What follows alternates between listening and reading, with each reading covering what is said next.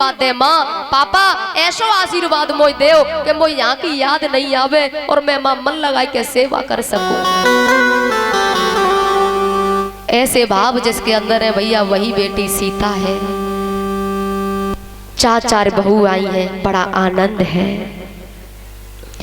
आए ब्याही राम घर जबते बसई आनंद अवध सवतवते। बड़ा आनंद है। और वैसे एक बात कहूं, बारात कितने दिन रुकी थी? 1 महीना। और आजकल कोई 1 महीना रिश्तेदार रुक गया तो और जिनकी ससुराल है भैया ज्यादा मत रुका करो। वैसे तो घर टाइम ही नहीं रहता है आजकल, लेकिन फिर भी बहुत लोग ऐसे हैं जो ससुराल में ही जाकर 4 दिन पीछे पहुंच जाएंगे, 4 दिन पीछे पहुंच जाएंगे। लेकिन नहीं, एक जगह की घटना मुझे याद आ रही है। एक दामाद रोज रोज आ जाता, एक बार आ गया तो उसे महीना हो गया गया ही नहीं।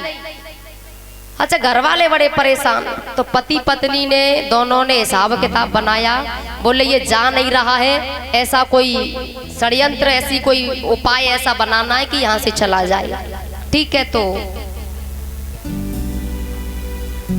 श्री महावीर पोद्दार जी मांगरोल वाले 501 रुपए से स्वागत कर रहे हैं। इनके लिए जोरदार तालियां। भगवान खुश बनाए रखे, हर मनोकामना पूर्ण हो। बोली श्री रामचंद्र भगवान की जय हो। पति पत्नी ने उपाय बनाया। बोले पति ने कहा सुन, मैं कमरे में अंदर, हम दोनों कमरे में अंदर दरवाजा बंद कर लेंगे और दामाद जब बाहर ही होगा ना, तो पति ने कहा मैं तुझे वैसे ही झूठ मूठ को पीटूंगा और तू झूठ मूठ को चिल्लाए कर रोइयो। हाँ, और ये देख लेगा चला जाएगा। बोले अब तो घर में लड़ाई है रही है, चलो। हाँ ठीक है ठीक है। दामाद बाहर बैठा था, दोनों ने पहले ही वो तो बात कर ली थी, तो दोनों कमरा में गए और वैसे ही वो दीवार में मारे कबहू और कबहू बेड में मारे और वो जोर से चिल्लावे, जोर जोर से चिल्लावे। वो कबहू दीवार में, कबहू बेड में, कबहू अलमारी में, कबहू सोफा में जोर जोर से मारे और वो जोर जोर से चिल्लावे। एकदम से खिड़की में से देखा, बोले वो तो गया गया। हाँ गया गया। चलो चलो बाहर आए दोनों। तो पति ने कही देख मैंने कोई मारो तो ना है। तो पत्नी बोली तो मैं रोई तो ना है, झूठ मूठ कोई तो रोई। हाँ, बोले मैंने असली में तो ना मारो। बोले मैं असली में रोई तो ना है।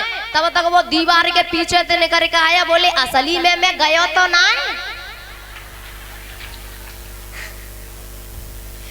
भैया ऐसा ठीक नहीं है, ज्यादा रिश्तेदारी में रुकोगे तो सम्मान मिलवे वाला, हाँ मिलने वाला नहीं है। इसलिए कभी कभी, और वो भी थोड़े दिन, एक रात मुश्किल से इज्जत मिलेगी, सालों में कभी जाओगे सम्मान मिलेगा, और 4 दिन पीछे पहुंच जाओगे तो सम्मान मिलने वाला नहीं है। बोली श्री रामचंद्र भगवान की जय हो। और यहाँ तो जनकपुर वासी ये कह रहे हैं कि जिंदगी भर यहाँ बने रहे तो अच्छा लगेगा, क्योंकि वहां का प्रेम है। अब इतना प्रेम नहीं रहा है, बड़ा आनंद है। एक दिन की बात, सीता जी ने पहली रसोई बनाई। यानी आज भी बहू आती है तो पहली रसोई बनाती है, परोसे, सबको परोसा, सबको मीठा खिलाती है। ऐसा हमारे भारत का नियम है, जब नई नई बहू आवेगी तो पहले कुछ मीठा बनाती है। तो बनाया, सबको परोसा, दशरथ महाराज के लिए लेकर गई। सीता जी ने थाली रखी और जैसे ही चली तो अचानक नजर गई कि दशरथ महाराज की थाली में जो खीर का कटोरा था उसमें तिनका पड़ा था। अब कहीं से पड़ गया होगा, तिनका है वो तो पड़े जाता, कहीं से आ गया होगा। सीता जी ने विचार किया कि पहली बार तो मैंने रसोई बनाई है और पहली बार मैंने परोसा है और इसमें भी तिनका चला गया। तो ऐसी टेढ़ी नजर से देखा कि वो तिनका जो है वो भस्म हो गया। दशरथ जी इस दृश्य को देख रहे थे। दशरथ जी ने बुलाया, बेटी इधर आ। हाँ पिताजी। दशरथ ने कहा, सीते मैं जानता हूं तूने अभी अभी ऐसी नजर की कि वो तिनका भस्म हो गया है, लेकिन मुझे वचन दे। पिताजी वचन? वचन क्यों? किस बात का? बोले मुझे वचन दे, मुझे वचन दे, ऐसी नजर तू अपने दुश्मन पे भी नहीं डालेगी, वचन दे मुझे। सीता जी ने वचन दे दिया, पिताजी मैं वचन देती हूँ, ऐसी दृष्टि ऐसी नजर मैं अपने दुश्मन पे भी नहीं डालूंगी। आपने रामायण तो सबने देखा होगा, जब रावण आता है तो सीता जी उस तिनकों को लेकर तृण धरियोट कहे वे देही सुमिरी अवधपति परम स्नेही। इशारा कर रही है, तुझे तिनक आके मार रही, बचो है नहीं तो अब तक तो कब को भस्म, जब तिनक आके मार रही तू बचो है, क्योंकि मैं वचन दे चुकी हूँ अपने पिता दशरथ को, अपने ससुर को, नहीं तो तू कब को तुझे कब का मैं भस्म कर देती। इसलिए आपने रामायण कभी देखा हो, बार बार जब भी रावण आता है उस तिनके को लेकर के ऐसे सीता जी बात करती हैं। वो वचन है, वचन दिया है। एक दिन दशरथ ने तीनों रानियों को बुला के कहा, कौशल्या, सुमित्रा, कैकेयी, हाँ स्वामी। कहा, सुनो देवी, बधूलरी कीनी पर घर आई राखे नयन पलक की नाई। ये किसी की बेटी है और हमारे यहाँ तो बहू बन के आई है, और इनको ऐसे रखना, ऐसे रक्षा करना जैसे आंख की रक्षा पलक करता है। अब सोचो भैया, कोई ससुर बहू के बारे में ऐसे कहे तो बहू की नजर में ससुर का दर्जा कितना ऊंचा होगा।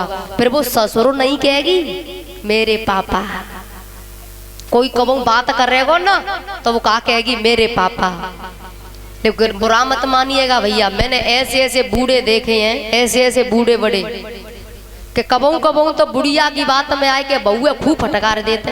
ऐसे खानदान की आई है कुलच्छनी, पता ना जाके बाप ने जाके मैयों ने कहा सिखायो जाके। हालांकि ये नहीं बोलना चाहिए, अधिकार नहीं है, हाँ, क्योंकि बाल सफेद हो गए, सचेत हो जाओ, शब्दों में वाणी में लगाम लगा लो। बाल सफेद हो गए बस समझ जाओ वाणी पर लगाम, और कोशिश करो जितना हो सके मौन रहो।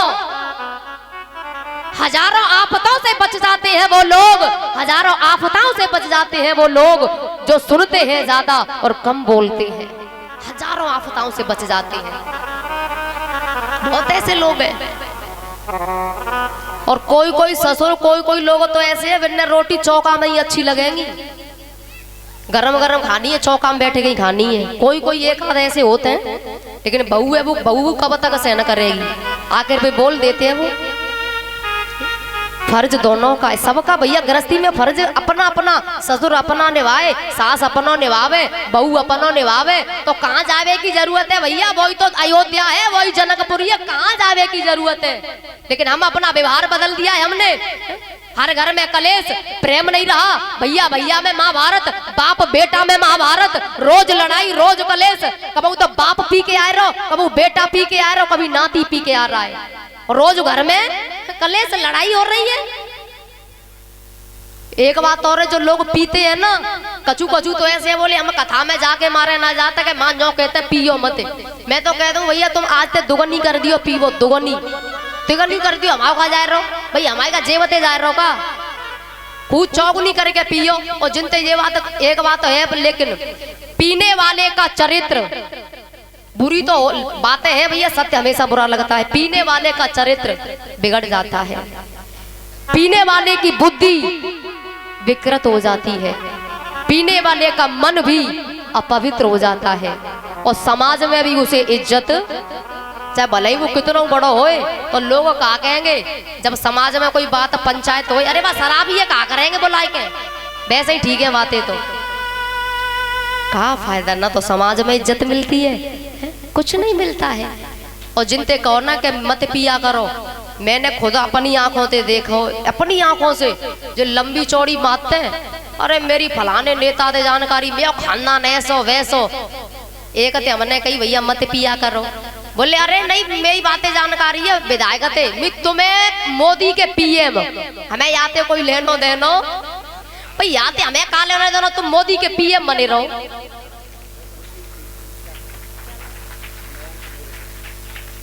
छोटा सा बच्चा मयंक 551 रुपए की माला से स्वागत करता है। तालियों के साथ स्वागत करें। भगवान कुछ बनाए रखे सब मनोकामना पूर्ण हो। बोली वृंदावन बिहारी लाल की जय हो। लंबी चौड़ी और मारते फिर लंबी चौड़ी फेंकेंगे मेरे घर में जो और ऐसी बात और वैसी बात क्या फायदा भैया। एक बात कह देना चाहती हूँ आलू तो लगभग जहाँ सवन के यहाँ होते हैं और फसल एक आध और गेहूं होते हैं और फूल वगैरह होते हैं यहाँ पे तो। अच्छा कीड़ा लग जाए फसल को तो क्या करते हो तुम लोग? दवाई छिड़कते का नहीं जो बताओ छिड़कते हो ना दवा क्यों? क्योंकि फसल अच्छी है जाए। अच्छा एक बात बताओ भैया तुम दवा छिड़कते हो और उसमें कीड़े मकोड़े मरते होंगे लेकिन तुमने कभी सोची है कि बेचारे मरते होंगे हम दवा छिड़क रहे हैं? तुम नहीं सोचते क्यों? क्योंकि फसल अच्छी बनानी है और होना भी चाहिए। ये फसल अच्छी बनानी है ना।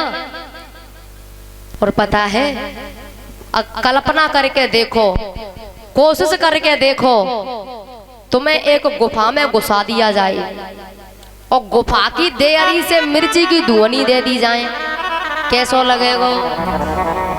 मतलब कल्पना करो सोचो। अभी छोड़ी ना तुम पांडाल में बैठे हो सब लेकिन सोचो कल्पना करो कि एक गुफा में हम घुसा दिए जाएं और गुफा की देरी से मिर्च की धुआनी दे दी जाए। मिर्च की धुआनी दे दी जाए कैसा लगेगा?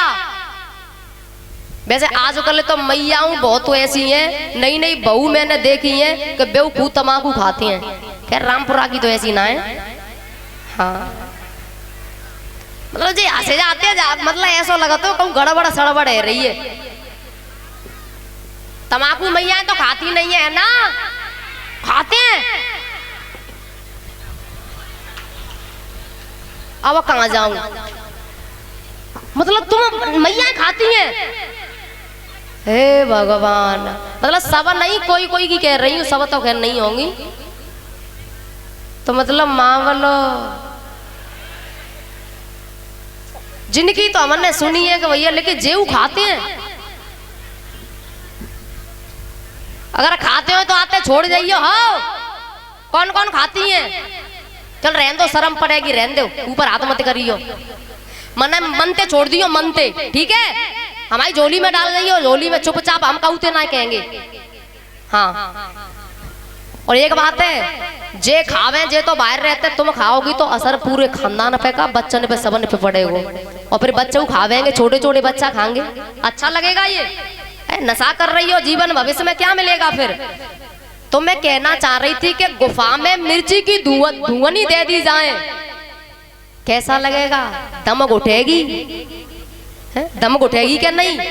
और एक कल्पना और करो तुमने 10 लाख रुपया इकट्ठे करे और 10 लाख या 5 लाख चाहे 2 लाख और तुमने मंदिर बनवायो टेल वेल लगवा के बड़ा अच्छा मंदिर बनवा दिया और उसमें एक पुजारी कर दिया भैया तू पूजा करियो हमारे मंदिर में रहियो ठीक है।